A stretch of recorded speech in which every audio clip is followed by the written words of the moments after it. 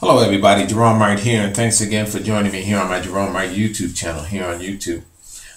In this video, I'm going to be decoding a famous drawing or painting of Leonardo da Vinci, and this is actually titled "The Head of a Virgin." Okay, Leonardo da Vinci, I found out through my earlier studies of his work and decodings that he utilizes the hair to put multi-dimensional images of heads of our ancestors, which actually calls for the genetic manipulation of mankind's being. It has always been known. And this here, this 1508 to 1512 painting or drawing by Leonardo da Vinci is no different than any of his other work. He utilizes the eyes, the mouth, the nose, and the hair to describe an a genetic manipulation or change that this virgin, or this indication of being a virgin, underwent during that time through his higher ancient secret knowledge that he actually had. Now, I'm going to bring you in on the eyes, on what is obvious about this painting, okay? And you can Google and look for yourself. First of all, what is looking to be the clear eye, if you go to it, because they always have, if you notice, have like a clear eye and then like a deadened eye, like one eye in the real world and then one eye in the dead world, you know. So you have to actually take a look at that, and that's what that eye thing is all about. But I'm going to bring you in for an up and close and personal look on that eye. Look at that eye and look at the worms up in that woman's eye, like she got cataracts. Look at this. What in the world is that doing in a 1508 painting to 1512 of Leonardo da Vinci's? A worm shown coming out. You know, people, because it is describing the genetic change that this virgin underwent, and Da Vinci is describing that. Now, where are virgins in Da Vinci's time? Da Vinci is this is going on at the main cross-referencing point in our world, and it is happening today. Da Vinci is talking about the virgins of monasteries, nuns. This is what Da Vinci is talking about. Okay, he is telling you what is happening with nuns. All right, now you go over to the other eye and look at this. Look at the morphine images which are in there. Look at how the hair, people, is actually going into the pupil and the eye socket area of this virgin, with a bunch of other morphine dimensional images which are in there. I'm going to show you something. You see hornbeams and everything else going up into that eye. Oh, and look at the nostril area here. Look at how you see the flow of hair going up into the nose cavity with a bunch of other dimensional morphine beings that are in there. Look here again at this eye and notice that it takes on a dimensional look in itself if you focus in on what is there. I have some very interesting images that I'm going to show you. These are just, but if you look, you start seeing the faces of monkeys, and without their eye sockets, looking like they have a pupil cap on. You see what I'm talking about, people, here? And then the more you focus in on it and tune your eyes into it, you see other things appear. But hold on, I got to keep going here because it actually gets more interesting than you could possibly ever imagine. Now,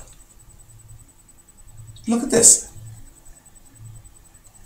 Look at how the demonic figure comes to life and his horns are clamped into the pupil of this Da Vinci virgin woman. Look at this.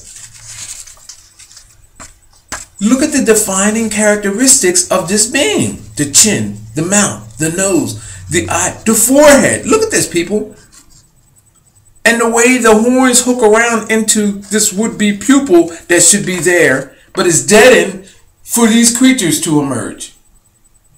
And then on the back of that creature is a conjuring like creature, morphine,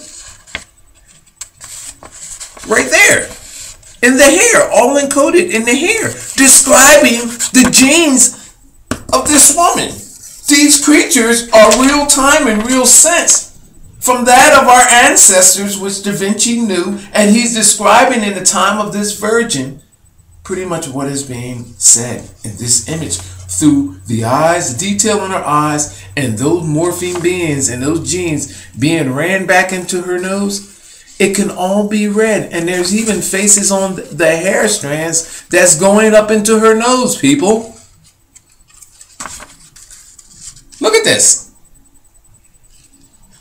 Like Medusa's hair and worms going all over in every direction. But it even gets better than that, because that's what that looks like upwards. You see that? If you turn that being upside down, he starts to take on yet another look. You see that face right there? Right here? See that long horn-like hair? See that going over? You know who that is? That's a depiction of a Disney character that's in the movies today. I'm going to show you something because I'm going to turn it upside down, and I have her drawn out. She's who you call Magnificent in the Disney movies today. She appears in a reptilian-like appearance. Look. Eyes and all, people. If you take and turn it, you will see that the hair. Now check this out. Now we're in this virgin's hair. The hair of that magnificent woman. The hair comes out like so, out to the back, creates that uplifting appearance. Look at how it goes over, curves over the temple, and comes to a point onto the forehead. And then this woman has, in this image with Da Vinci, has the reptilian look. Well, lo and behold, Disney images of this woman. This is why she's green.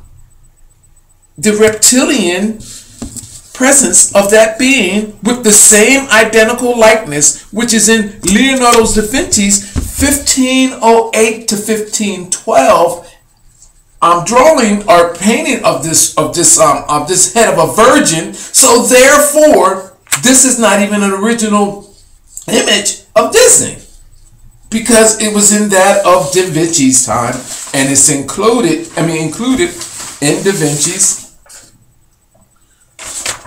art forms, describing a real sense scenario that actually have taken place in the genetic becoming of mankind and the genetic bridging of him. So that leaves me with stating that this Disney's character in cartoon animation and in the real sense in the movie would be describing from start to finish genetic manipulation. And to understand the details in this movie, you need not only but to understand that this movie is describing cell restructuring, cell change, and details how genes were pulled through an ancient gene pool source and manipulated through time, and all you need to do is follow the details of the character, and it is describing cells restructuring and gene manipulation. As in everything that is going on today. Again, back to this eye. I'm going to draw this out here with this eye because I'm seeing a face, and I'm going to draw a face into this pupil right quick. If I can find my other drawing pen here, because I have a few minutes. Where we at here? Okay, I have it right here. Let me draw this face in. These faces are multi-dimensional.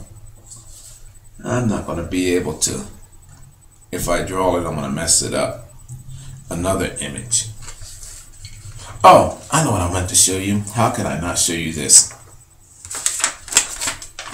I haven't shown you no penises in a long time. So, there's actually several penises here. Do I have one drawn up here? Here's one right here. Here it is. It is drawn up. Now it shows how she is bridged over the Caucasian and the black penis. Here, her lip. Notice that the corner of her mouth looks discombobulated there. Looks swollen here in this corner. Well, coming over to here, you're coming up to this is around the shaft area of the penis, the testicles areas. The fat part around the shaft, and comes up here. There's the head coming up right there, the helmet as we describe it, and it's all right there. That's one penis. Hold on, what in the world did I just say? Boy, you can see that ape right there. Look at the head of that ape right there. The eye socket, the face, the nose, the cheek, the mouth. Look at that. Encrypted there in that hair, along with these other images. Look at that, people. Look at how all of this comes alive. Look at that. And I didn't even highlight this. I highlighted this over here. But look at that. That eerie reminder of our ape ancestor. Look at that. All encrypted there in Leonardo da Vinci's work, carefully the way it's calculated into the eye there. To morph into the eye. But the other penis. People, you remember the magnificent woman that I showed you there? Right here? All of this encoded in? Well, this virgin's eye creates, watch this. You see where her mouth is? You see all of this here? Watch how the eyelid of this woman becomes a penis. And this is in Da Vinci's work. I'm going to turn it up because when the closer you come in, you realize that her eyelid, over top of her socket, all of that is the penis, the foreskin, the head, and all you can see encrypted into her eyelid. Look at that. A penis in her eyelid, which Da Vinci cleverly encoded or encrypted. Look, the skin and all, the whole overhanging skin, the helmet, all of that there, pulled back. Look at that. An uncircumcised penis detailed right there in the eye of this woman. Now I'm going to turn it over slowly. Now, what do you think that is stating? Now check this out. Look at how this witch-like woman, who I call magnificent, Disney stole, look at how the strands of DNA from her, the face of her skin comes around and attaches all of this. And so what do you think that that is implying? Look at that. As if there's a fountain shooting out of here and down into her mouth. In this woman's eye. What do you think that that is stating, people? Now, this is 1508 to 15. Look at this. All in this woman's eye. Now, this is 1508. Now, this is from me turning the image upside down. This is 1508 to 1512, people. What in the hell is Leonardo da Vinci being able to get away with this? Now, you have had Leonardo da Vinci's given it was possibly the best artist of his time, so they think all hands down. However, people, how can artists following in his footsteps and artists of today, master artists of today, justify that they could not see this? Leonardo da Vinci's work's been around for almost 500 plus years. How can they justify that if they're following in his steps and studying his work? How come I am, Gerone Wright, describing to you these implications, these encrypted implications of a genetic altering and genetic being, which is in description through this virgin, of this image of a virgin, and artists of today, calling themselves artists, master artists, are not telling you this?